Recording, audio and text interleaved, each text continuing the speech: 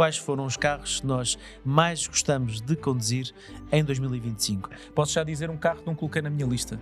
O 911 GT3 RS. Sim, eu cometi essa heresia porque conduzi algo melhor do que o 911. Este ano, conduzir, que me tivesse marcado, em bom português foram só canhões. Portanto,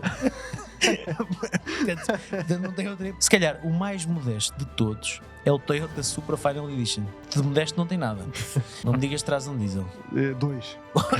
2 elétricos, 2 diesel. Bem, vamos acabar com este 20% das minhas escolhas são diesel. Eu sei que vou receber muitos comentários, mas estou pronto para isso. Eu sei que há pessoas que vão dizer ei, elétricos, lixo e tal e coisa. Vocês não têm noção. Desculpem, não têm noção.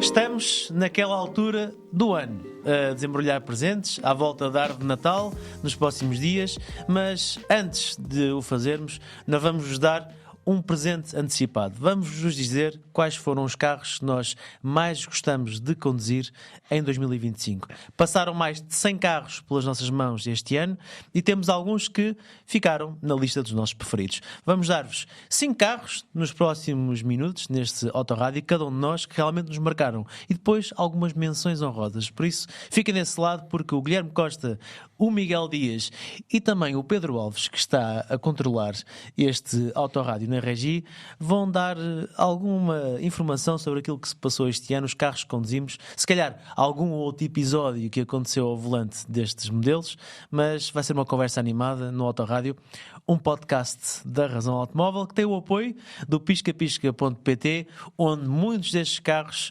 vocês provavelmente nos próximos meses vão poder encontrar à venda. Outros nem por isso, porque são, como é que eu ia dizer, verdadeiramente especiais. E eu ouvi dizer que quem tem carros verdadeiramente especiais para mostrar é o Guilherme. Guilherme, como é que foi o teu ano de 2025 ao volante? Olha, o ano foi longo, foram largamente mais de 100 carros que nós testámos, eu individualmente várias dezenas de carros. Foi um enorme privilégio e gosto conduzir e trazer grande parte deles para o nosso canal do YouTube e sobretudo para o nosso website. Estavas a falar de abrir prendas, eu ainda não comprei prendas, ainda. Eu espero resolver isso depois deste Autorádio, que estamos à beira do Natal. Se alguém estiver nas dúvidas o que é que me pode oferecer, pode-me oferecer um Honda Integra Type R que está à venda no Pisca. Está aqui perto da nossa redação. Está em Setúbal. Não estás a pedir pouco. Não estou a pedir pouco. Eu sei que a minha mulher ouve religiosamente o Autorádio. E portanto, olha, ainda vais a tempo, amor. Ainda vais a tempo. Mas esse não é um carro que tu conduziste este ano? Não conduzi. Caraças. Não conduzi, mas conduzi outros carros muito interessantes. A minha lista eu tentei que fosse eclética para não ter apenas supercarros e aqueles carros que nos fazem verdadeiramente ferver o sangue. Posso já dizer um carro que não coloquei na minha lista. O 911 GT3 RS. Sim, eu cometi essa heresia. Podem-me tentar crucificar se for caso disso. The Ultimate Driving Machine não aparece na minha lista. O que é que aparece na minha lista, portanto? Começa já pelo primeiro, só para não me digas a lista toda. Ok, então vou começar por um dos últimos carros que eu testei este ano. Renault Clio, 6ª geração. O carro já vendeu mais de 500 mil de carros em Portugal. Em 2026 chega esta nova geração e é uma evolução. Há muitas pessoas que já andaram com Renaults e conhecem bem a marca, mas provavelmente o último Renault com que andaram tem 10 anos ou 15 anos. A marca teve uma evolução notável nos últimos 7, 8 anos. Se calhar ter tido nas suas linhas de produção alguns engenheiros da Mercedes deve ter ajudado ali a mudar algumas coisas. A verdade é que... Da mesma maneira que a Renault também ajudou a Mercedes com motores. Também ajudou a Mercedes com motores. Mas este Renault Clio está mesmo num patamar muito interessante e avizinham-se aí tempos giros nestes segmentos utilitários que parecia que estava a perder gás. O Ibiza ia acabar, afinal não acabou, renovou-se, está melhor. Renault Clio, vamos também conhecer uma evolução do 208 provavelmente em 2026, para ser lançado em 2027, mas não dispersando, porque senão começamos a falar das novidades. Não, mas já agora deixa-me ouvir o que é que o Miguel acha sobre isto. Muito rápido, Miguel, do Clio. Eu não conduzi o Clio ainda, mas obviamente as expectativas cada vez que sai um Clio novo são muito grandes. Ninguém, ou praticamente ninguém em Portugal... As expectativas são grandes porque o carro cresceu 7 cm. Aquilo já é quase um Megane. Temos muito mais habitabilidade, temos mais espaço, largura, entrevias superior. O carro agora comporta-se muito bem. Eu confesso que o Clio, para mim, ainda me está a conquistar no que diz respeito à imagem. Eu confesso que ainda não estou totalmente convencido. Eu também concordo com o Miguel. Aquela imagem exterior, aquilo não é Renault. Eu também acho que não é Se Renault. calhar é a nova Renault, mas eu ainda me estou a habituar um bocadinho. A traseira faz-me recordar um carro italiano, aqueles farolinhos bipartidos. Sim, o carro tem muitos vincos que não é... Sim, tem demasiados detalhes Está na demasiado frente. agressivo para aquilo que Não sei, nós eu nunca vi o habitualmente carro estávamos habituados a ver num Clio. Agora, a Renault está em excelente forma. Eu gosto muito que as gamas a combustão e 100% elétricas tenham aqui um tratamento distinto. A marca está claramente a fazer uma diferenciação até do ponto de vista do estilo nestes dois segmentos. E acho que por aí pode fazer sentido ter aqui um Clio a fugir um bocadinho àquilo que era a norma da marca. Mas para não estarmos a ficar só nos carros do Guilherme durante quase meia hora, vamos se calhar... falei demasiado. Não, agora tu tens mais carros. Portanto, eu agora sugeria, se calhar, cada um de nós dava um carro e nós íamos comentando o que é que vos parece. Parece-vos bem?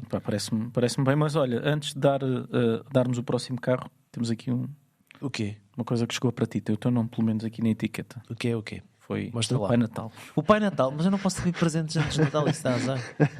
Mas não há nenhum podcast mais até 25. O saco, vais-me dar isso assim, o saco é grande. Com isso, peço desculpa, vou ter que me levantar, ter que tirar estes ajustadores. Para quem nos está a ouvir só, neste momento o Guilherme está a passar um saco gigantesco ao Diogo. Tem uma prenda lá dentro. Peço desculpa. Ai. Já estou de volta. Deixa-me só... Espera que entretanto fiquei todo... Não sei o que é que está lá dentro, mas está a chocalhar. Está a ser um momento áudio espetacular. Isto está a ser giro. Mete-se uma música do elevador. Está a ser engraçado. Espera aí, deixa-me só ver. Muito bem. Eu já sei o que é. Muito bem. Olha, então é o seguinte. Nós temos aqui um presente para quem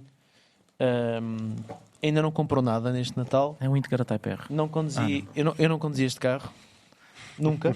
Mas eu gostava um dia de o conduzir. E basicamente temos este Hot Wheels da Mattel, que é na verdade um Mercedes-Benz 300 SL, que podem montar. Tem um preço que eu considero até ser porreiro para oferecer neste Natal, mais barato que outras propostas que muitas vezes vemos de uma outra marca que tem mais ou menos a mesma abordagem a este tipo de produtos. Mas isto não é patrocinado, a não ser que vocês considerem o facto de eles terem oferecido isto para o nosso estúdio um patrocínio. Nós não consideramos que foi bastante amigável por parte da Mattel terem-nos enviado isto, e vamos colocar aqui no estúdio, mas primeiro temos que montar. E tem a particularidade, se me permites, Diogo, de, além dessa versão grande que vocês podem montar encaixando os vários blocos, e o detalhe está muito interessante, depois tem a particularidade de vir também um 300 SL à escala habitual dos Hot Wheels, que é a escala 1.64, e que é um carrinho que vocês não têm a oportunidade... Tu adoras esses carros. Eu adoro estes carros. Obrigado. É um Hot Wheels que vocês não têm possibilidade de comprar noutro local e de forma individual, só o podem conseguir através deste conjunto. Este minuto vai fazer muito sentido para quem nos está a ver no YouTube, para quem nos está a ver no Spotify provavelmente não faz, mas se querem ver, afinal, que carro é este? Recomendo que, se tiverem um bocadinho de tempo, vão ao YouTube ver. De qualquer forma, muito obrigado à equipa da Mattel por esta oferta. Nós vamos colocar no estúdio. Sempre que quiserem enviar alguma coisa, podem enviar, basta enviarem-nos um e-mail a dizer o que é que querem enviar para aqui.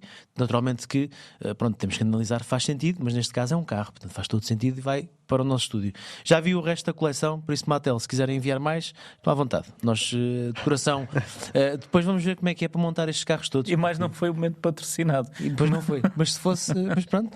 Mas olha, aproveitando para falar do nosso patrocinador, temos um anunciante em piscapisca.pt, o Pisca é o patrocinador do Autorádio, a Samucar, que se quiser enviar aqui para a redação da Razão Automóvel este Integra Type R, estão completamente à vontade, eu não me vou chatear. Estamos nos pedidos nada, de Natal. Está nos pedidos de Natal. Miguel, queres-nos avançar um dos carros que tu mais gostaste de conduzir este ano? Sim, foi um ano em que eu conduzi menos carros do que é habitual, porque estive alguns meses ausente, por bons motivos. Porque estás a conduzir um carro... Exato, um carrinho mais pequeno. Um carrinho mais pequeno. E tem sido um filme, toda a logística. Claramente eu não tinha total noção de todas as tralhas que era necessário transportar quando se tem um bebê em casa. O suporte básico de vida de um bebê é Mas complicado. eu prometo mas eu prometo que nesta lista não escolhi apenas monovolumes, ok? Eu escolhi coisas um bocadinho mais versáteis.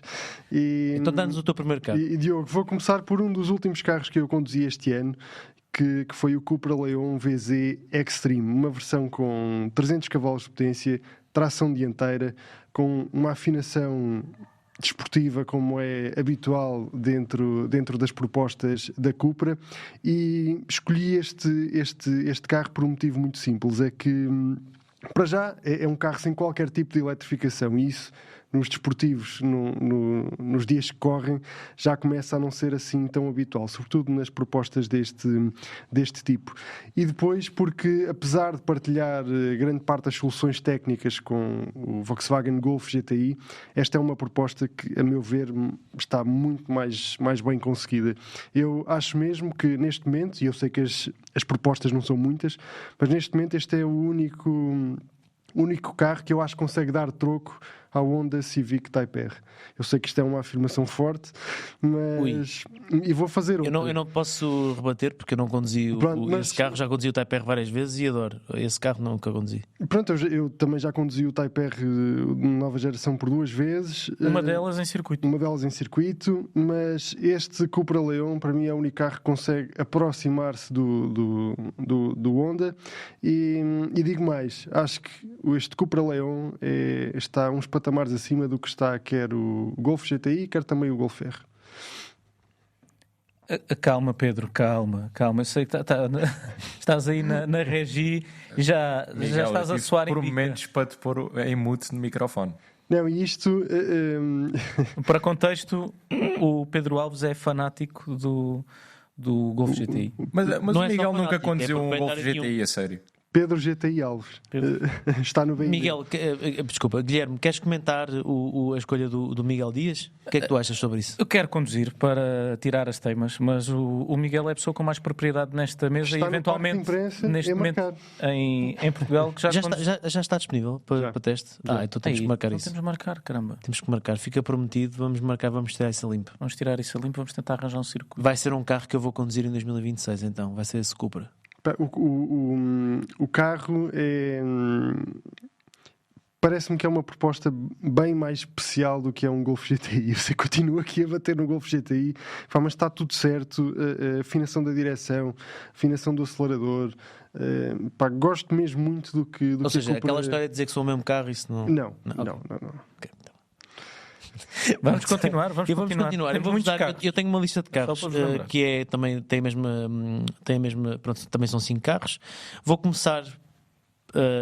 Eles são todos, ao contrário do Guilherme, eu tentei encontrar aqui um carro mais comum e eu não consegui colocar um carro mais comum nesta lista porque, infelizmente, fui ver carros desses ao vivo quando eles foram apresentados. Fui ver vários, mas nunca os conduzi. Só os vou conduzir no próximo ano. Por isso, isto é os carros que nós conduzimos. Eu, na verdade, este ano, desculpem, conduzir, que me tivesse marcado, em bom português, foram só canhões. Portanto, não tenho outra. Vou ter que ser um bocado. Se calhar, o mais modesto de todos é o Toyota Supra Final Edition. Que de modesto não tem nada, mas que é, sem dúvida, um carro que é até já um modelo que foi marcante, que foi um projeto que os fãs da Toyota nunca amaram verdadeiramente porque dividiu muitas das atenções com a BMW no qual o desenvolvimento diz respeito, mas do ponto de vista visual eu acho que foi um sucesso, conseguiu marcar. Foi um carro que eu tive a oportunidade de testar na primeira geração, logo no início da carreira comercial do modelo. O carro houve uma apresentação apresentação internacional em Espanha. Eu lembro perfeitamente disto. Quando fui conduzir esse carro, e não estou a falar de Final Edition, estou a falar do primeiro Toyota Supra, foi há poucos anos. Lembro perfeitamente de estar a passar ao lado de uma escola e os putos irem a correr pelo recreio a apontar para o carro. E eu tenho a certeza que se fosse a passar com um BMW, isso nunca tinha acontecido. Porque ninguém quer saber de um BMW para nada, com todo o respeito pelos BMWs, mas são carros, do ponto de vista visual, muito mais banais, à exceção de alguma outra versão, relacionado, comparado com este Toyota Supra, que é efetivamente um carro especial rasgado, com linhas agressivas, parece quase um desenho animado, e também isto faz parte. A Toyota teve aqui uma boa abordagem, uma abordagem saudável ao Supra. Depois, pronto, entramos dentro do carro e aquilo por dentro é tudo meio BMW, meio Toyota, é assim um bocado estranho. Mas neste Final Edition, o carro tem uns bancos fantásticos, tem uma posição de condução excelente, tem mais potência, isso é fixe, tudo que seja mais é bom, mais e mais, tem mais binário, e é um produto especial. Não sei se vem algum para Portugal, se vem um, mas pronto. Mas vieram algumas unidades para Portugal. Eu fiz coloquei essa questão à marca. Na altura, o Portugal tinha 0 unidades alocadas na altura em que se tomou a decisão de fazer o carro. Mas nós portugueses damos sempre um jeito. Pronto. Felizmente. Também não perguntei mais sobre isto. E este é um dos meus carros. Guilherme, qual é que é o teu segundo carro? Então, há pouco disse que não ia colocar na minha lista um 911 porque conduzi algo melhor do que o 911. Pelo menos para quem gosta muito de conduzir.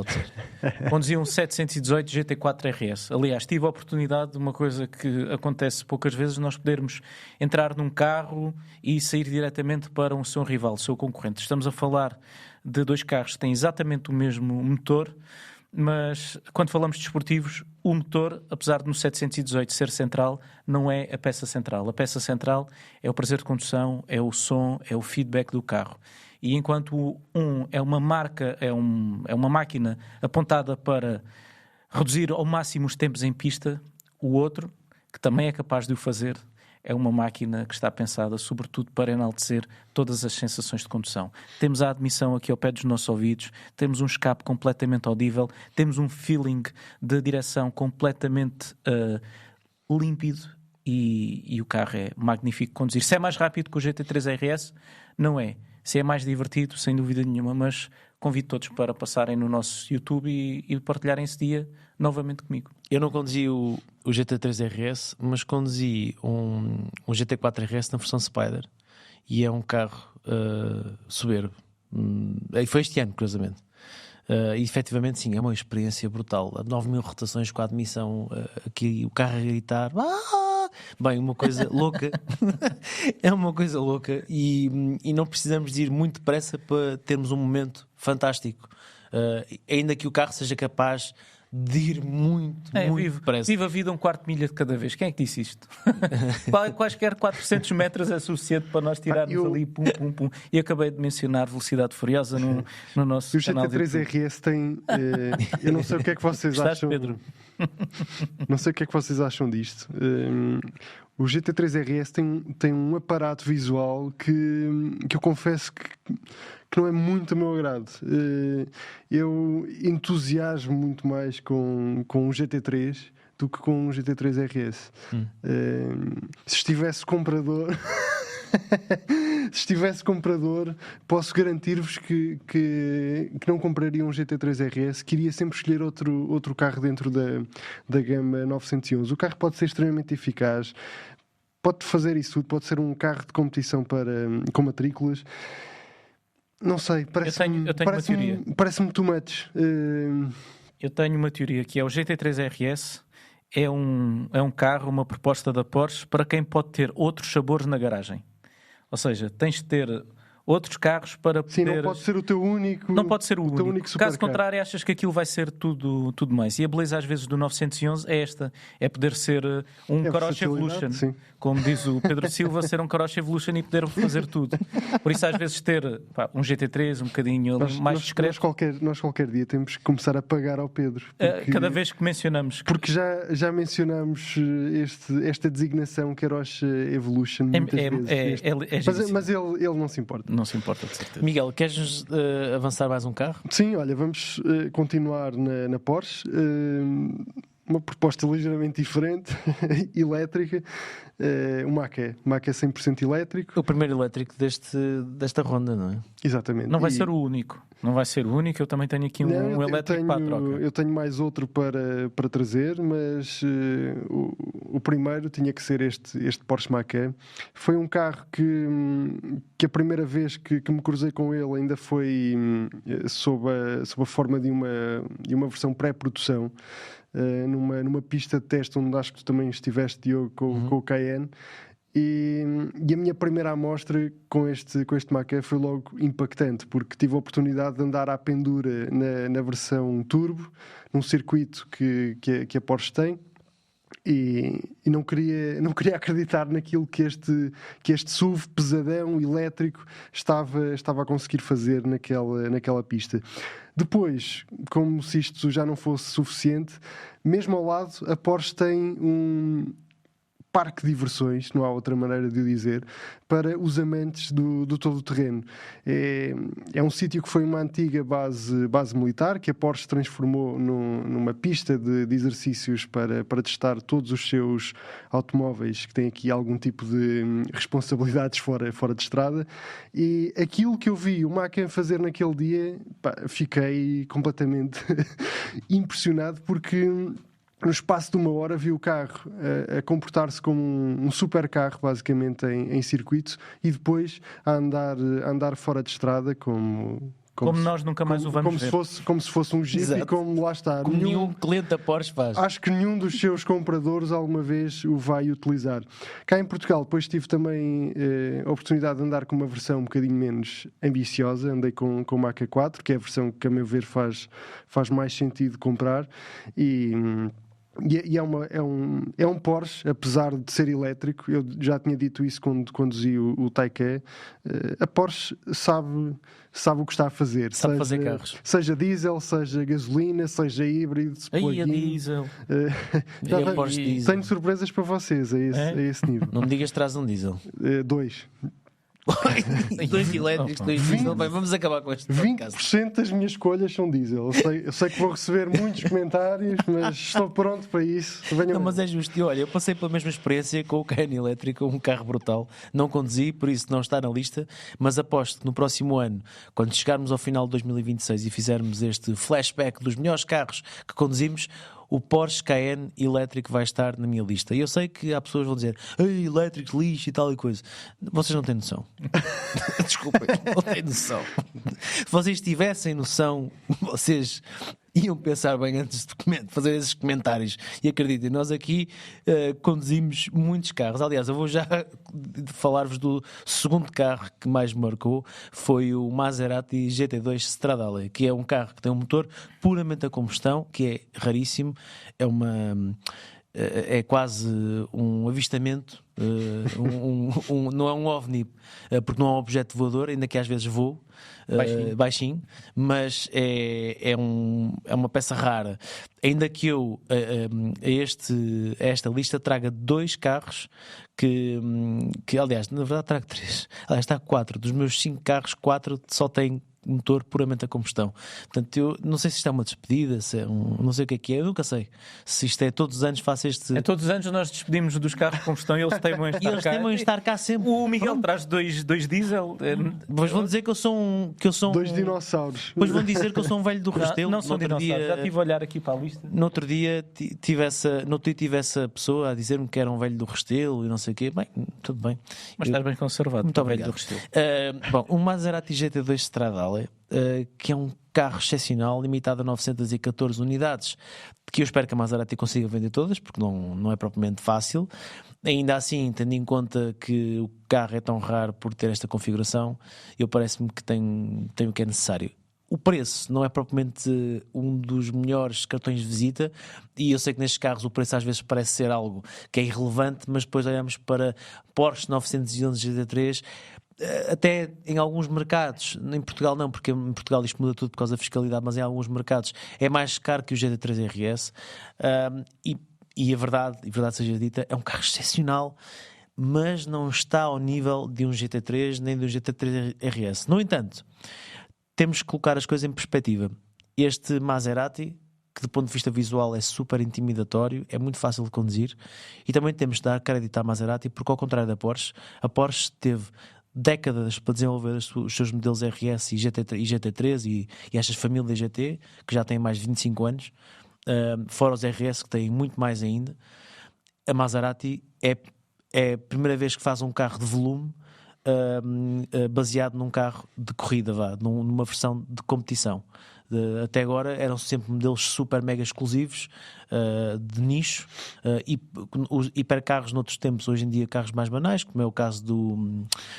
eu esqueço-me sempre do nome daquele Maserati gigantesco, O MC12. Exatamente, ou seja, carros... Nisso, não. Vocês já não morrem hoje, como se costuma dizer.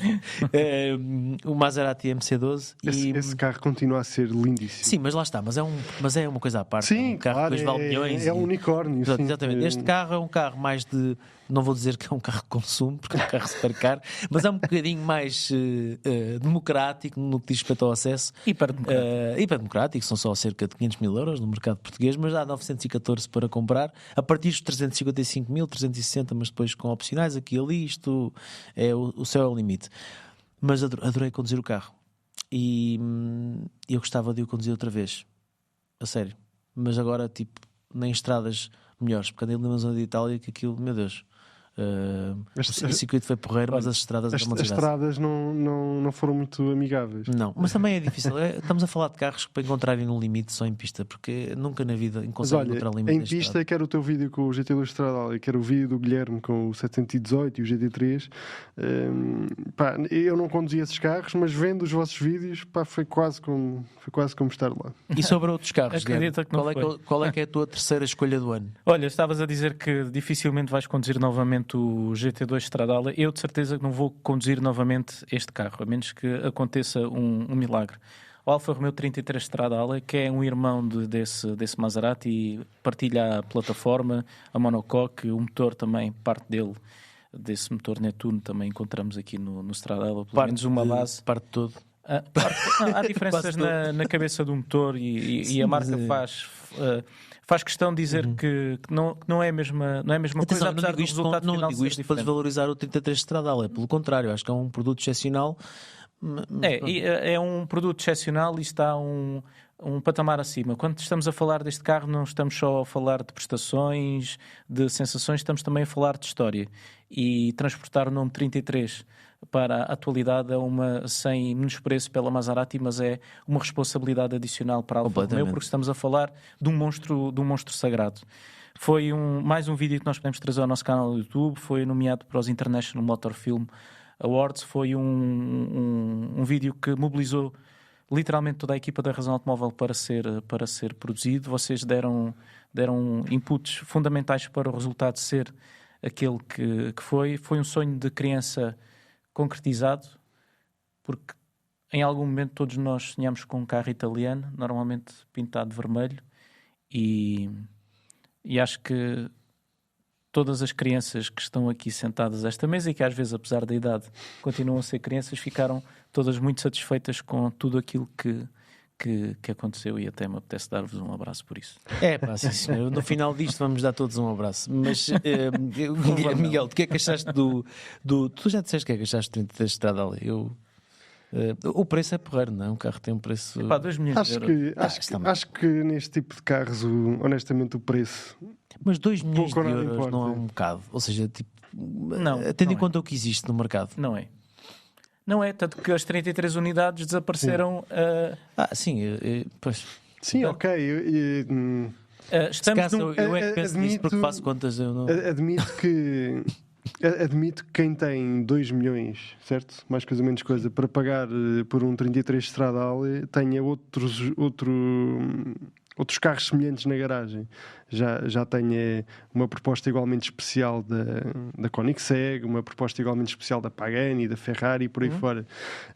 Portanto, se calhar não faz muito sentido falar de preço. Agora, é como o Guilherme diz, uma pessoa entra no museu da Alfa Romeo e leva ali um murro no estômago, porque estamos a falar de uma marca que tem uma história absolutamente riquíssima. Nós estamos a falar de, por 2 milhões de euros, ter na nossa garagem a materialização de um dos capítulos mais belos e mais históricos da Alfa Romeo.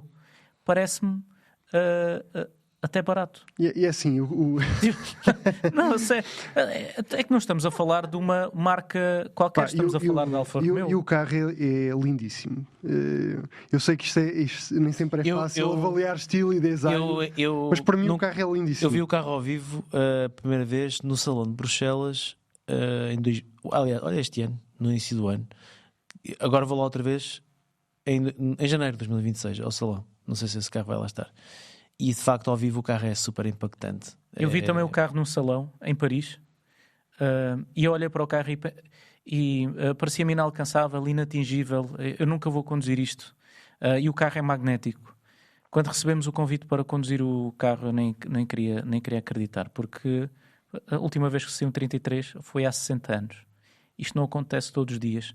E termos o privilégio de conduzir o carro e a Razão Automóvel ser o primeiro meio convidado a nível mundial para, depois das pessoas da marca, da Alfa Romeo, ser o primeiro meio a nível internacional a conduzir o carro, a sentar-se no carro, a responsabilidade, depois furei um pneu, podia falar sobre isso, mas eu suave em bica. O Pedro, que está na regi, estava com. E andaste sempre com a tua tração ligada e não. Não andei. Eu sei que Não, esquece. Eu sei a história toda, eu sei que não. É que o Guilherme a conduzir um carro de 2 milhões de euros ou um carro tipo mais barato de 2 milhões de euros.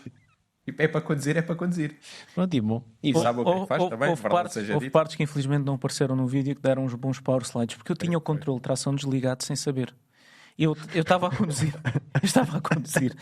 Epá, Tu achavas que tinhas uma rede de segurança? Juro, que não tinhas. Juro que isto aconteceu. É verdade. E eu começo a sentir o carro a sair de traseira e eu pensar assim, bolas, o carro não castra, deixa-nos mesmo fazer aquilo que nós queremos. Isto só mesmo no limite é que vai colocar aqui ordem na casa. Então vá, mais uma curva. E o carro sem cortar, e eu a dosear o acelerador e a pensar, isto deve ter aqui o nível de controle de tração, pá, que não me deixa a sair aqui da margem de segurança. E vai. Entretanto, para o carro, vêm 3 técnicos da Alfa Romeo ter comigo. Pedimos desculpa, deixámos o controle de tração desligado. Vamos voltar a ligar por uma questão de segurança, porque esta é a única unidade disponível, não pode mesmo acontecer nada. E eu estava desligado. Então deixem estar. Isto diz muito do quão benigno são estes supercarros, porque antigamente, há umas décadas esta parte, conduzir um supercarro tinha as suas manhas. As embreagens eram duras, os carros eram difíceis, eram complexos, a posição de condução às vezes, por acaso metiam um volante à frente do condutor, se não estava um bocadinho mais ao lado, e eram máquinas difíceis pela potência que tinham. Hoje conduzir um supercarro é uma experiência de enaltecimento da engenharia automóvel, porque coloca à nossa disposição um nível de performance. Todos parecemos grandes condutores. Não, é os carros é que são magníficos e permitem-nos, dão-nos leituras que outrora estavam reservados apenas a carros de competição. Miguel, queres prosseguir na tua lista? Qual é que é o teu terceiro carro? Sim, olha, eu ouço falar muitas vezes que os desportivos elétricos ainda não estão lá e que não são tão entusiasmantes como um equivalente a combustão. Eu concordo quase sempre com isso, mas felizmente há algumas exceções. E o Ioniq 5N, o Hyundai Ioniq 5N, acho que é uma das boas exceções. A Hyundai acampou basicamente durante vários meses no Nürburgring e fez do traçado alemão o laboratório para criar este monstro elétrico e o resultado final é muito impressionante. Eu tive a oportunidade de conduzir o carro no Estoril e depois de andar com ele alguns dias em estrada. O Guilherme também já conduziste no Estoril, não foi? Já conduzi o carro no Estoril. E tenho aqui uma mágoa relativamente à Hyundai, mas isso é outras conversas. Mas este carro é genuinamente divertido de conduzir e com todos estes modos que a Hyundai preparou, nomeadamente as passagens de caixa e até o próprio ruído do motor, nós sentimos realmente envolvidos na condução, e isso é talvez a maior dificuldade que estes elétricos esportivos têm tido. E este Hyundai Ioniq 5N foi lá e mostrou como é que se faz. E não é à toa que já outras marcas andaram a tentar perceber aquilo que a Hyundai fez para tentar replicar nos seus carros. Acho que esse é mesmo o maior elogio que se pode fazer enquanto indústria à Hyundai. É um elogio que não é só feito por ti. A própria Porsche já veio afirmar. Mas era isso que eu estava a dizer. Que outras marcas já foram ver. Sim, a Porsche disse: isto foi um. Sim, é a Porsche, não é? Foi um abre-olhos, ou em bom inglês, um open eyes, para a marca dizer que, efetivamente, isto é possível fazer um elétrico interessante de conduzir. E digo isto, e o 718, a próxima geração, além de ter uma vertente elétrica, vai também ter um motor de combustão. Eu sobre o Ioniq 5N, eu conheço muito mal o carro. Andei com o carro uma vez ou duas, e as vezes em que mais andei com o carro, e isto também é importante dizer-se, foi porque estava a apoiar as gravações do Ioniq 5N no Estoril, e eu é que andava a fazer piscinas entre o circuito do Estoril e um carregador que ficava fora do autódromo para o carregar. Tive que ir lá para aí 3 ou 4 vezes. Portanto, isto significa que elétricos para fazer track days. Isso dava outro podcast. Por amor de Deus. Imagina. Não, o carro é super competente, mas depois a seguir estás num sítio. Mas também não estamos num sítio a nível de infraestruturas mais interessante do mundo. É o tal do Estoril. Aquilo está aqui aos bocados. Há imensos circuitos que já têm carregadores. Não é? Ter lá um carregador rápido é uma miragem, não é? Antes, não querendo entrar nessa conversa, se calhar pintar grades e tudo não se pinta, portanto, quanto mais e arranjar casas de banho, e tirar, quanto mais limpar as ervas do chão. Por exemplo, não interessa. Mas isso é outro tema para o ano, porque acho que ainda vai haver umas movimentações à volta disso para ver se o autódromo volta a ser uma coisa. Mas não deixas de ter razão, mesmo que existisse um carregador dentro do autódromo, terias sempre os teus amigos iriam continuar a dar voltas à pista. Mas espera, mas ninguém. E tu estarias a ver enquanto o teu carro carrega. Assim, eu percebo que isso não seja propriamente sexy. Se for um track day. Avaliando o carro só pelo carro. Acho que há pouco a apontar. Claro que sim, mas as coisas têm que ser avaliadas dentro de um contexto. Eu compro um carro, não é para usar só quando ele me deixa, não é? Muito sinceramente, nós tínhamos um conteúdo para gravar. Se num contexto no track day, onde tu não vais fazer os tintos todos, é isso que eu ia dizer. A não ser que haja um tipo open pit lane, aquilo é o dia todo aberto. Ok. Aí pronto, aí tu não podes ir, mas também com carro a combustão também tens. A diferença é que no carro a combustão vais à bomba, até não sei se a bomba que estava dentro do autódromo não funciona ou não, mas vais lá, são 5 minutos, voltas a entrar. Num carro elétrico, aquilo dava sempre ali 40 minutos, mais ou menos. Deixa-me só partilhar isto, que é engraçado. Eu andei há 5 anos com o 911 GT3 no Estoril e tive a sorte ou o azar do carro entrar na reserva comigo ao volante e pediram para ir a testar o carro. Eu acabei de testar o carro, sabem qual é que era a autonomia máxima do carro? Do GT3, com o tanque atestado em ritmo de tanque circuito. de 90 litros. Já não me recordo quanto é que meti, mas pode não ser. Dava... Sim, é um opcional. Não devia ter, porque o carro tinha uma autonomia àquele ritmo de 110 km. Não era o de 90 litros. Mas essa é mais ou menos a autonomia de um Ioniq 5N. Sim, andar a fundo. Sim. Exatamente. Em circuito. O que é muito coincidente com estes carros. Não é? E a nível de performance, eu vi com os meus próprios olhos. O carro de facto é impressionante e não é um elétrico que faz uma volta e depois na segunda volta queres travar no final da reta da meta e, como costumam dizer os pilotos, só paras no Cascais Shopping, como aconteceu a um piloto conhecido, não vou dizer o nome porque ele não disse que eu podia partilhar isto, ao volante de um Tesla Model S Plaid, que deu uma volta e quando quis dar a segunda, quando chegou ao final da reta da meta, ele estava a ver que não ia ter asfalto suficiente para travar. Autopilot.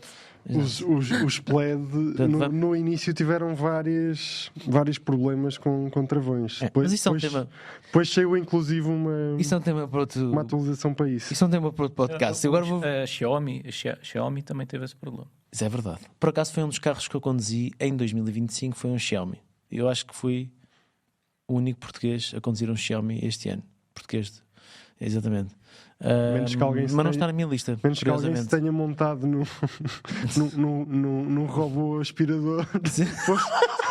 Foste o único. Não, eles fazem robôs aspiradores, não é? Fazem espetaculares. Portanto, acho que foste o único a conduzir, sim. Fazem espetaculares, mas não está na minha lista. O que está na minha lista, sim, e eu conduzi um Y7, que é um SUV. Eu tenho um SUV na minha lista dos melhores do ano, mas é um Aston Martin, que é um DBXS, que é um carro puramente a combustão, mais uma vez. Que é um carro puramente a combustão, é uma reserva natural para quem gosta de um grande motor. Colheita 2026. Colheita 2026, 25, aliás. afinado ao máximo. A Aston Martin fez um trabalho excepcional, jantes em magnésio, um motor com uma cabeça revista, que tem uns turbos também revistos, que tiraram diretamente do Valkyrie e puseram do Valhalla, perdão, e puseram no DBXS, coisas assim, pronto, especiais. Não é um motor Mercedes AMG saído da prateleira da Mercedes AMG diretamente para o DBXS. É um carro onde os engenheiros da Aston Martin tiveram a oportunidade de trabalhar do ponto de vista dinâmico, trabalhar do ponto de vista também do motor, como vos disse. Se calhar o ponto mais negativo desse carro é aquilo que é anunciado como uma das suas grandes novidades, que é o Apple CarPlay Ultra. Foi o primeiro carro a receber esse sistema e que eu acho que é um desastre, mas isso é só é a minha opinião. Espero que melhore nos próximos tempos, até porque, ao que parece, há algumas marcas que querem colocar esse sistema nos carros modernos. Basicamente substitui o quadrante, substitui tudo pelo sistema da Apple, e eu acho que não é muito feliz. De qualquer forma, foi um dos grandes carros que eu conduzi este ano. É um SUV, mas muitas vezes Mas não parece. não parece, e tal como tu que tens um filho, também há pessoas que precisam de espaço, e isso não quer dizer que deixem de ter algo que seja verdadeiramente entusiasmante de conduzir. E o carro é entusiasmante e tem muito espaço, tem uma bagageira gigante, tem espaço atrás que nunca mais acaba. Dinamicamente é o melhor SUV que eu conduzi do ponto de vista dinâmico, e sem dúvida que é um dos grandes carros deste ano. Pronto, não sei se também já tiveste a oportunidade de conduzir o DBX, mas o 707. Exatamente. Portanto, posso imaginar o que é que eles terão feito com o DBXS, mas mesmo nesta versão mais normal, se é que se pode chamar normal, é um Aston Martin. É completamente normal. Ou um SUV com 707 cavalos. Subscrevo que foi o melhor SUV que eu já conduzi, de longe. O carro tem um comportamento que não parece de um SUV, sobretudo com aquelas dimensões e com todo aquele peso. E é isso, ter aquela versatilidade, mas depois ter aquela disponibilidade e toda aquela dinâmica à nossa disposição é um pacote muito tentador. E apesar destas alterações todas relativamente aos motores de combustão, etc., duvido muito que a Aston Martin consiga manter este motor nos modelos do futuro, apesar de ser um motor naturalmente que em parte, ou grande parte, ou neste caso 90 e tal % vão buscá-lo à Mercedes AMG, no caso do DBXS, mas não me parece que nos próximos anos seja possível. Provavelmente, muito provavelmente, e não quero aqui, não é nenhuma inconfidência, porque nem é nada que me tenham dito que eu não possa partilhar, porque também não me disseram, eu estou a adivinhar. Estou a ver o que é que vai sair daí. Provavelmente aquilo que nós vamos ver é a Aston Martin a chegar ao mercado com motor 6 em linha nos próximos tempos, porque a Mercedes AMG vai por esse caminho. Portanto, esta partilha de motores deverá continuar. Portanto, não será estranho os motores V8, pelo menos eu acho que no DBX foi o último. E pronto. E agora também estou triste. Terminamos aqui numa tristeza. Este motor V8 da AMG é fabuloso. Vamos mas tem os lembrar que dias temos contados. mais carros para... Mas tem os dias contados. Mas foi uma vida... Teve uma vida incrível, com várias evoluções, com tudo, mas teve uma vida incrível. Guilherme, mais um carro na tua lista, passando à frente.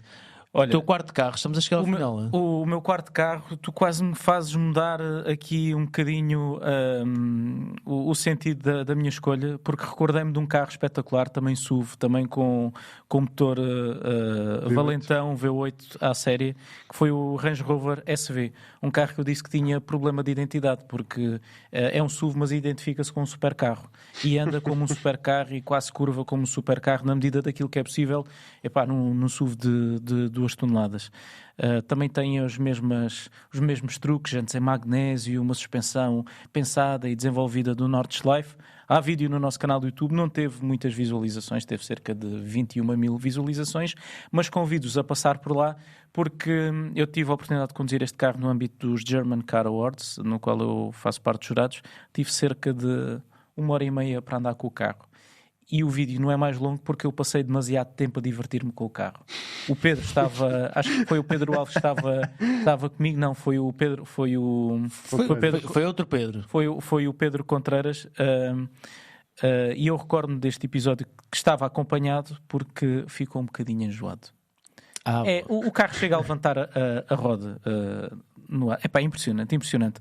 Não vou mencionar, já acabando de mencionar, mas não está na minha lista, vou passar para outro SUV, não inglês, mas chinês, o Xpeng G9. E menciono este modelo por 2 motivos.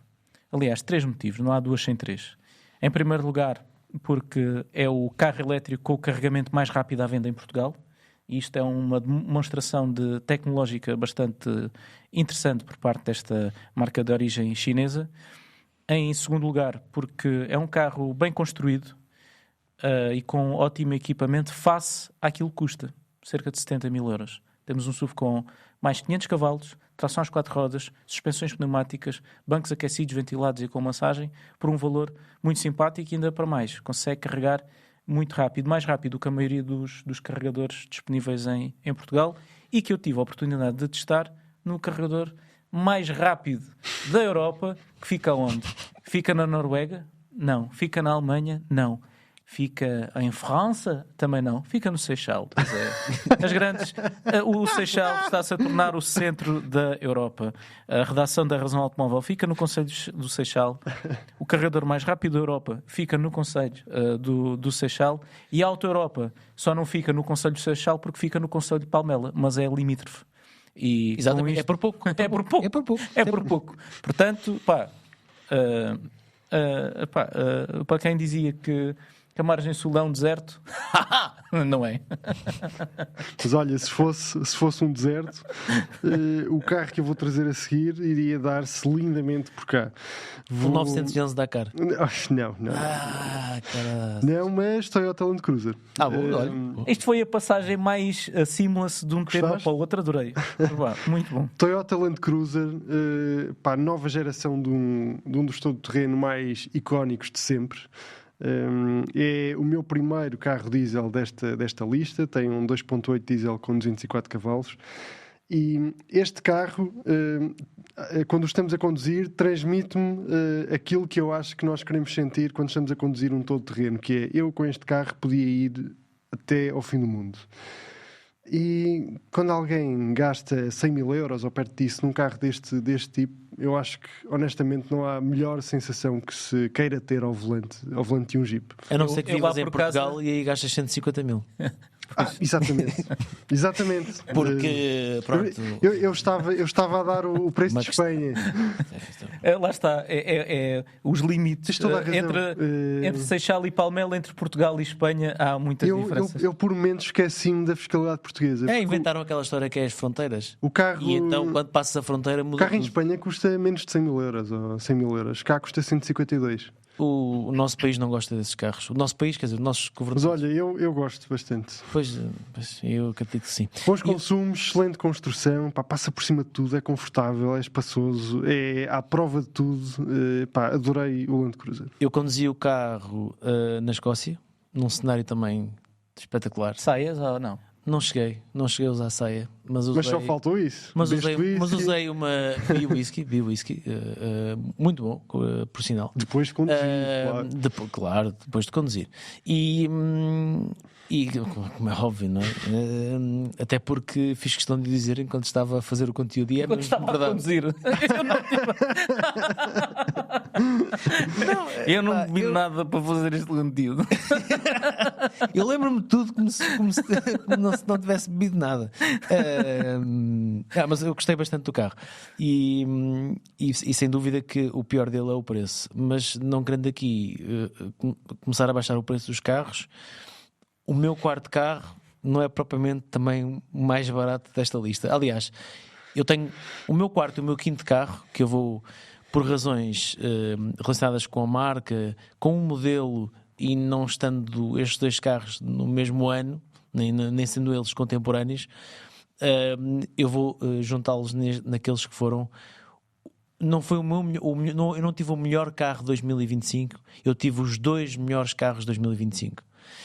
O primeiro, o novo 911 Turbo S, que de barato não tem nada, é tipo o mais caro de sempre, porque sempre que a Porsche lança um novo Turbo S é sempre mais caro, porque o objetivo está sempre tudo a aumentar.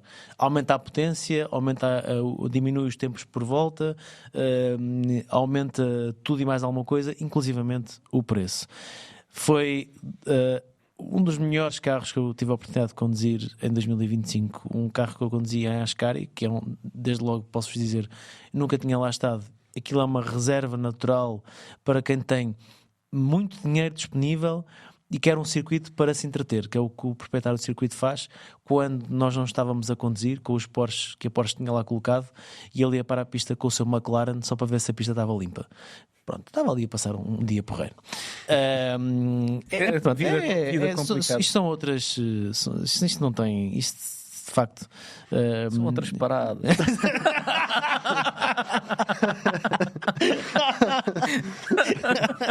Isso, pronto. De qualquer forma, sem dúvida, um carro excepcional que eu conduzi tanto na versão coupé como na versão cabriolet. Recomendo vivamente, se estão à procura de um automóvel desportivo que tenha possibilidade de levar 4 pessoas, as pessoas que vão sentadas atrás não podem ter tantas pernas como nós, podem ser um bocadinho mais pequeninas, tipo umas crianças. Melhor carro 911 Turbo S, uma escolha aqui para o consumidor que nos está a ouvir. Eu acho que é importante dar esta escolha. Nós fazemos, pessoas procuram-nos para isto, não é? Depois, eu disse que tinha 2 carros.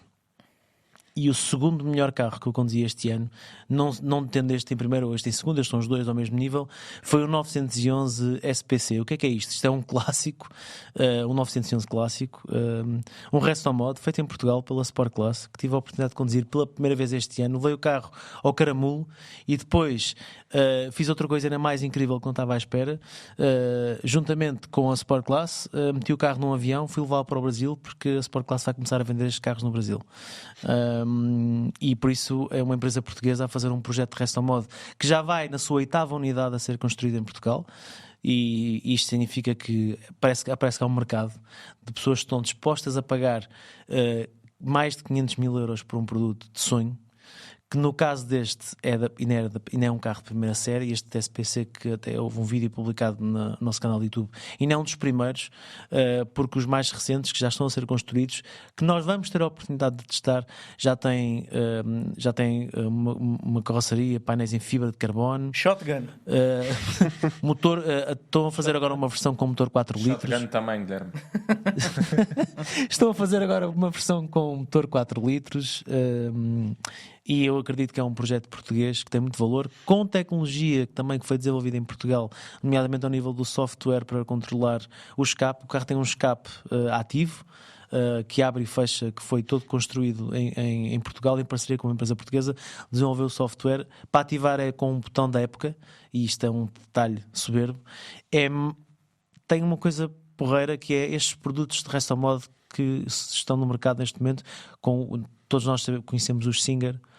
São carros completamente estratosféricos também relativamente ao preço. 1,5 milhão, 2 milhões.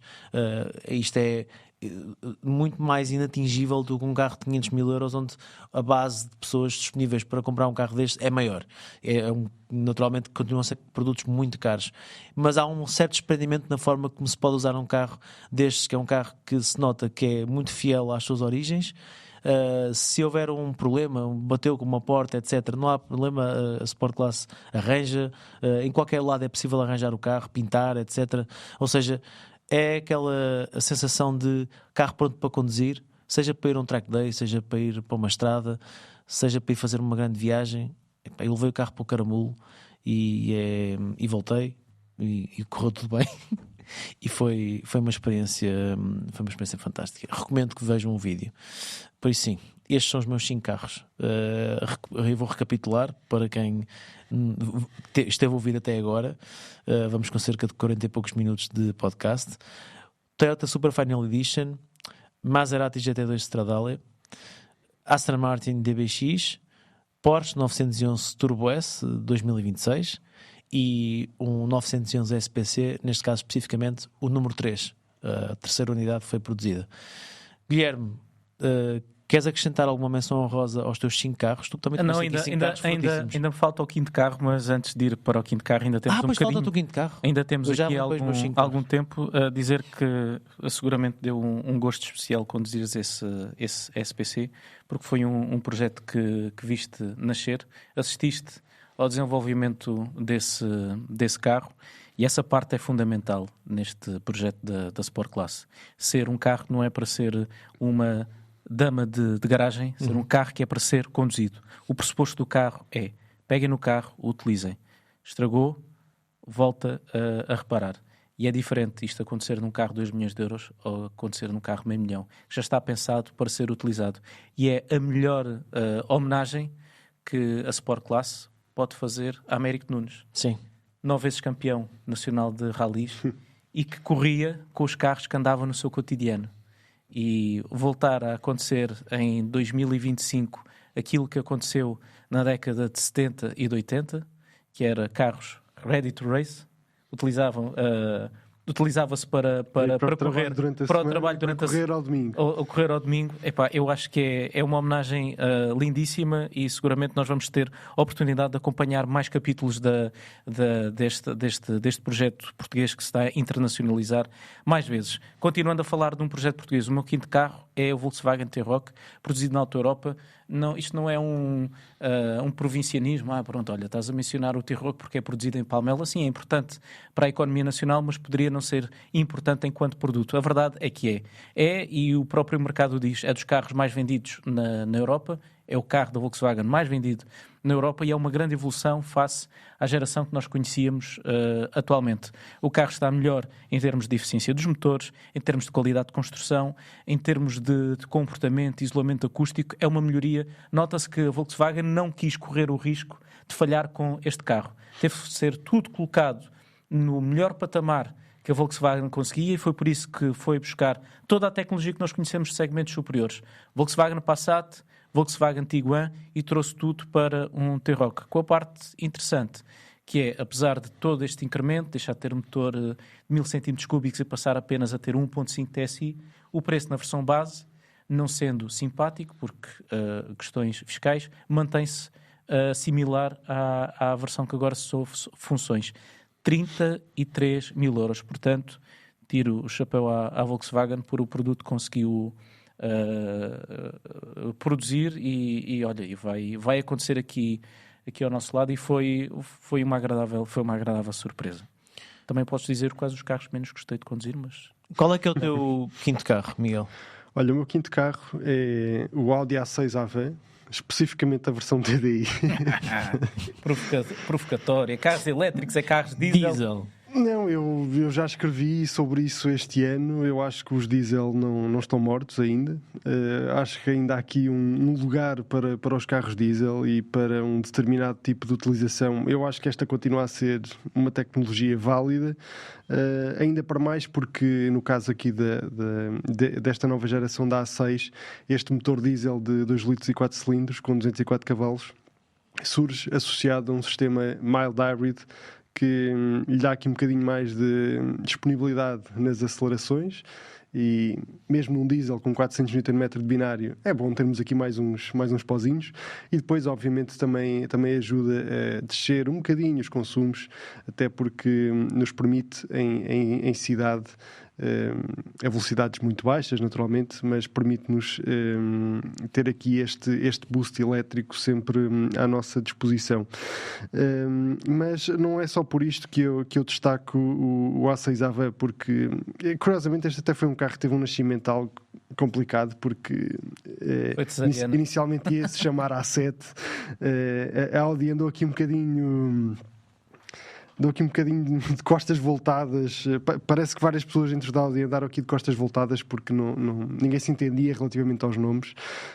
O A4 passou a chamar-se A5, o A6 ia passar a chamar-se A7, mas depois, a meio do caminho, já quase com o carro a ser lançado, voltou tudo atrás. Ok, afinal o A6 vai continuar a chamar-se A6.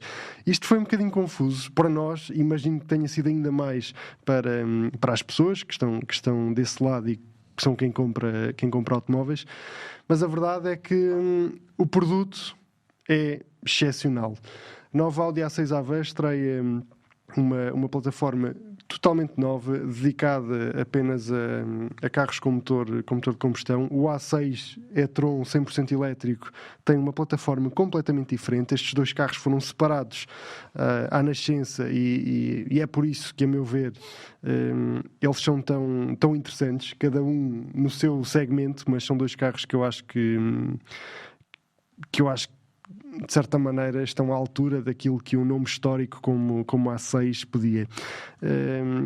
Eu continuo a gostar muito de carrinhas.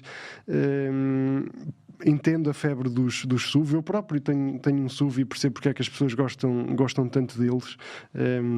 Estarmos um bocadinho mais elevados dá-nos ali uma sensação de segurança que muitas pessoas gostam. Eu percebo tudo isso, mas a versatilidade das carrinhas, como é esta A6 AVA, é muito interessante, porque temos um carro com uma excelente capacidade de carga, um carro que tem muito espaço nos bancos traseiros, mas depois continuamos mais pertinho do asfalto. E mesmo numa proposta diesel, quando aparece uma estrada mais interessante, esta A6 AVA é uma proposta bem gira de conduzir. Portanto, se não quiserem SUVs e se não quiserem híbridos ou elétricos, a A6 AVA diesel acho que é uma aposta interessante. Os nossos melhores de 2025, como nós dissemos no início, não são os carros mais baratos que vocês vão encontrar. A única pessoa que trouxe aqui um carro verdadeiramente acessível foi o Guilherme com o Renault Clio. Porque, sim, o T-Roc de facto, também. o T-Roc, sim. Ou seja, temos aqui o T-Roc, o Clio. No próximo ano, este nosso top vai ser relativamente diferente, porque no próximo ano os carros que foram apresentados este ano e que nós ainda não conduzimos, nomeadamente elétricos mais acessíveis, carros a combustão que vão também surgir mais acessíveis, vamos poder conduzi-los apenas no próximo ano. Mas isto também é um reflexo daquilo que está a acontecer na indústria automóvel.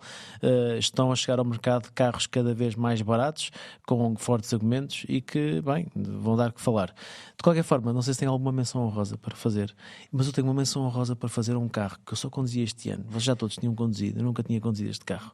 E é um carro que, para além de ser barato, para além de ser acessível, e o nosso carro foi tão acessível que percebemos que lá dentro o quadrante parece uma árvore de Natal e tudo e mais alguma coisa, mas o carro sobrevive. O carro sobrevive e continua vivo e vai dar uma série. Com quase 400 mil quilómetros. Com quase 400 mil quilómetros. É o nosso Renault Zoe TVD, que é um carro excepcional. Ex-TVD. Ex-TVD, exatamente. Um carro que andou a cumprir a nobre missão de transportar pessoas do ponto A para o ponto B, várias vezes ao dia, de forma incansável, a fazer carregamentos, sabe-se lá, em condições, e que nunca trocou bateria, nunca trocou motores, nunca trocou nada, e continua. E sobrevive e tem quase 400 mil quilómetros. E quando chegou, tinha os pneus num estado que houve uma altura que alguém disse assim: eu sei que vamos fazer o conteúdo, vamos mas os pneus Estoril, têm que se são mudar. slick. Os pneus têm que se mudar, que isto está perigoso demais. E o carro continua e faz Faz quilómetros. 200 km fácil. Fácil. Por carregamento. Sim, mas com autoestrada. Sim. Não é só em Andar cidade. Em normalmente. cidade deve fazer quase 300. Aquilo não. 250. Epá, aquilo é um caso de estudo, aquele carro. Aquilo- Aliás, Não, ele não consigo veio para o perceber. laboratório da razão automóvel para nós Eu não percebermos o que é consigo que se entender passa o com carro. aquele. Ele não quer morrer. Não com consigo aquele- perceber. Vai. Esse, pá, é lindo. Esse conteúdo vai ser um dos conteúdos mais giros, seguramente. E nós vai vamos ser trazer. espetacular de fazer. Vai-me dar um gozo fazer aquilo. E fiquei. Já não conduzia o Zoe, aquela primeira geração que tinha aquela posição de condução, que aquilo é mais perto do abominável. E agora pensei: isto nem é assim tão mau. Porque depois fui ver e quanto é que o carro tinha custado. E pensei: isto é uma pechincha. Não vou dizer quanto é que foi, porque isto vai ficar para o conteúdo. Mas é um 100% elétrico que tem a minha menção honrosa como o carro mais interessante que eu conduzi este Tu vais ano. do 8 ao 80. Epá, É dos 800 carros mas é 2 verdade. milhões. É verdade, até o Pedro Alves pode. Pedro, é verdade ou não é? Grande Zoe. Mas grande Zoe. Aquele carro está muito perto de ser praticamente o carro perfeito. Sim. Gasta pouco. Ui, agora O que é começamos a. Eu nunca ouvi o Pedro a dizer isto.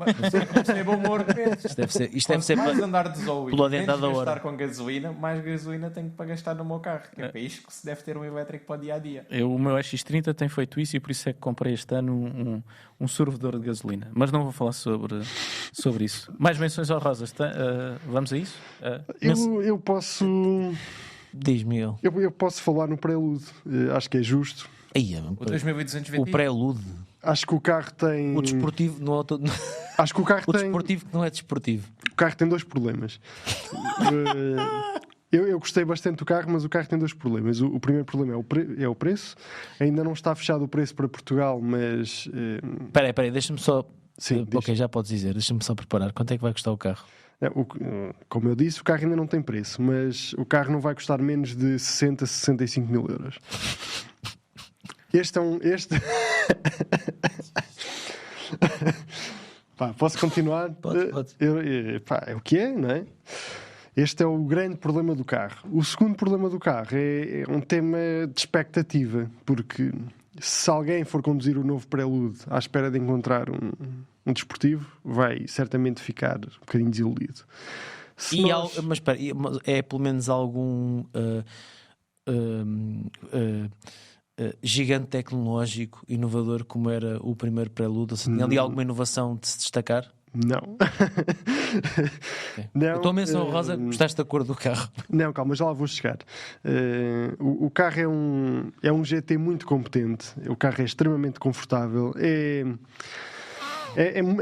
relativamente interessante de conduzir. Agora, não estejam à espera de encontrar ali um Civic Type Então vá. R em corpo coupé. Então Que vá. era o que devia ter acontecido. Então, Era vá, o mas que devia espera aí, ter só acontecido. mais uma pergunta: 0 aos 5 km por hora? Nem sei de cor, Diogo. Apanhaste-me agora Mas na tens curva. tempo. Deves ter tempo para ir ver. Eu diria que são para aí 8 ou 9 segundos. Temos tempo também. Não... Mas é assim, o carro partilha muitos componentes com o Type R no chassi, na suspensão, na travagem. Era a partilhar o motor também. É um carro que, curiosamente, a Honda também lhe deu aqui uma solução semelhante àquilo que temos no Ioniq 5N. O carro tem passagens de caixa simuladas. Eu confesso que na estrada certa ou numa ida a circuito, aquilo durante 10, 15 minutos é interessante. Está muito bem feito. Para utilizar no dia-a-dia, é um bocado aborrecido, confesso. Mas... Miguel, acabaste... Eu ainda pensei por momentos comprar um Prelude, porque tu disseste que era uma menção honrosa e agora acabaste... Fogo, eu não quero entrar na tua lista de menções honrosas. Eu faço questão, ou fiz questão de trazer este carro, porque não deixa de ser um ato de alguma coragem por parte da Honda de recuperar este nome para batizar um coupé. Que outras marcas é que estão a fazer coupés que... Não, melhor, podiam ter feito como fez a Ford com o Capri. Que não sejam super carros, não é? Não sejam A Ford fez um SUV elétrico. Olha, ainda bem que estás a tocar nisso. Eu prefiro... Mas eu estou a dizer, ainda bem. Eu prefiro ver o nome Prelude associado a um coupé que tem aqui alguns temas por resolver. O preço também está muito dependente da fiscalidade que nós temos no nosso país. Ele noutros mercados não vai custar isto. Então motor 2 litros, não? Não, motor 1.8? de 1.8. Ok. E, Mais de 4 mil euros de ISV. 1.8, esse motor grande. Exato. Mas pronto, como eu estava a dizer, eu prefiro ver isto do que ver este nome regressar para batizar um crossover 100% elétrico. E aqui eu acho que, honestamente, nós devemos tirar os chapéus aos japoneses, porque a Honda brindou-nos agora com este Prelude. Recentemente fez aquele que para mim é o melhor Civic Type-R de sempre. Temos uma Toyota a fazer tudo isto que nós temos visto, desde o GR Yaris ao GR86, ao Supra, até mais recentemente a este GR GT, que vai ser garantidamente um dos carros que vai marcar 2026. Portanto, nós, apesar destes defeitos que eu acho que o Prelude tem, eu acho que nós devemos honestamente tirar o chapéu às marcas japonesas, porque estão ainda a dar aqui um bocadinho de esperança àquelas pessoas que gostam de automóveis. Guilherme, menções honrosas tens? Tenho várias menções honrosas, vou tentar ser um bocadinho mais curto. Opel Corsa GSI, primeira geração, menção honrosa porque o carro é muito intenso de se conduzir e um abraço para todos aqueles que conseguiram sobreviver a um carro que anda tão bem e trava tão mal. Toyota RAV4, que está em fim de ciclo de vida. É impressionante como é que um carro daquelas dimensões, com uma motorização híbrida, consegue ter consumos tão baixos. E foi um carro que eu testei e que mais uma vez fico impressionado como é que se pode estar a descartar ou pensar em descartar uma tecnologia que em cidade anda 70-80% do tempo em modo elétrico e que depois nos permite fazer uma viagem sem pensar em consumos. O Volvo X30 Cross Country, porque é um carro pequeníssimo, com mais de 400 cavalos. Mas eu por acaso, foi um carro que eu conduzi o ano passado? O ano passado? Não, este ano. Este ano, conduziste este ano. Mas deixei que o grande defeito desse carro é só ter a versão AWD, não ter uma versão com motor traseiro. Porque os cross-country, o carro é muito caro. E eu acho que ganhava muito e ganhava volume, porque o carro visualmente, etc, o carro é espetacular, mas depois ganhava muito volume se tivesse só motor traseiro. E acho que é algo que a Volvo deve, e espero que a Volvo faça isso. Espero que faça. Mas qual é que é o destaque? Porquê? Porque tem mais de 400 cavalos, tu olhas e pensas assim, ok, isto é um carrinho elétrico, e depois dás uma tareia a Lamborghinis e a tudo o que se possa colocar ao teu lado. Olha, estavas a falar do Porsche Macan. Tu tens de ir buscar o Turbo S e tens de ir buscar a versão Turbo, desculpa, para conseguires ter um Macan que seja mais rápido do 0 ao 100 do que este X30. E finalmente, todos os anos tenho a oportunidade de conduzir o MX-5 e sempre que conduzo tem de ser uma menção honrosa porque mostra-nos que por vezes não precisamos de muito para sermos felizes. Uma tonelada de peso, 136 cavalos, acho eu, tração traseira, caixa manual, 3 pedais debaixo dos pés e um sorriso na cara. Consumos simpáticos. Eu agora vou ser Deixa-me para terminar o podcast. Mas eu queria só fazer uma correção. Muito rápida. Força. Eu estava a dizer que o Prelude tem um motor 1.8, mas tem um motor de 2 litros. Pois, eu não te queria estar por isso é que eu gostei só para isto não passar. Que tinha um motor de 2 litros com 143 cavalos, mas como aquilo é quase sempre movido pelo motor elétrico, tem 184 cavalos de potência, 0 ao 100, 8.1 segundos. É só aqui o esclarecimento. E eu agora tenho uma questão para vos colocar, porque quem está daquele lado vai querer saber. Não quero dizer qual o melhor do ano para vocês. Vou fazer aqui a pergunta de outra forma. O pior. Se tivessem... não vos vou perguntar o pior. Se vocês quiserem responder o pior, eu deixo-vos responder naturalmente. Podemos falar sobre isso. Mas eu queria acabar este podcast. Estamos à data de publicação deste podcast poucas horas de milhões e milhões de pessoas a abrirem os presentes de Natal. Se vocês tivessem que pedir um carro dessa lista ao Pai Natal, qual é que pediam? Miguel, dá-me tempo a pensar. Difícil. Miguel, só podes escolher um. Eu posso começar. Querem que eu comece? Mas escolhi um diesel. Começa tu para eu pensar um bocadinho. Só podem escolher um. Só podem escolher um. Da lista de cada um ou da lista de todos? Não. Da lista de cada um. Deixa lá a minha lista em paz, que a minha lista é a minha lista. E a tua é a tua e o Miguel. O Diogo vai escolher os dois. Não, porque esse já temos. Não posso. Se não era esse. Esse já temos. Não, e o carro que eu pedi ao Pai Natal deste ano, se estivesse na condição de ter essa possibilidade, se o Pai Natal existe, meninos, estão a ver isso, ok?